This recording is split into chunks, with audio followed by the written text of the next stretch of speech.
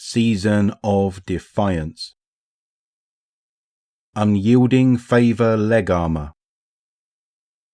Though we go where none have walked before, we do not tread lightly. Commander Zavala. You've got your light and your dark, but I've got a couple of shells, and that's enough. Amanda Holliday. I am with you every step of your journey, all of you. Mara Sov. Druis stood at the edge of the floating rock in the ascendant plane, silently counted to 3, and leapt. At the apex of her jump, she flared her light in a buoyant pulse around her, then began floating downward, and kept floating. She groaned as she awkwardly missed the distant ledge she sought, and instead drifted slowly into the blackness below. She reached out for purchase along the side of the chasm, but her gloves met only the fleshy cilia of the egregore. She recoiled. Egregore fungus in the ascendant plane? But then sank her hands deep into the stuff to slow her fall. She came to rest on a boulder, caught unsteadily in a clump of writhing fungus. Druis squinted up through the darkness. Waving egregore fronds bobbed into her field of vision as she pushed them aside.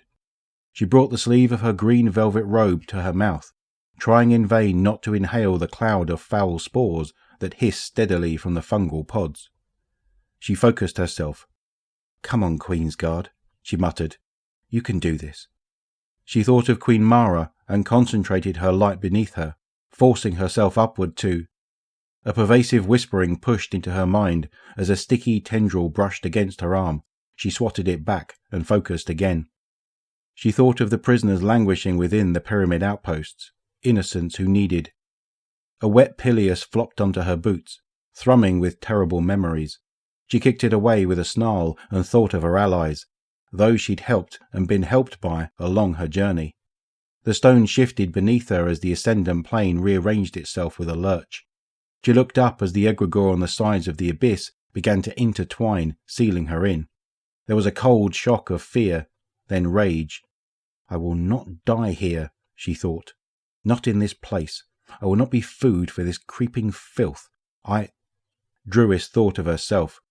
Her light flashed upward, cutting through the nothingness, and touched the favour of the awoken.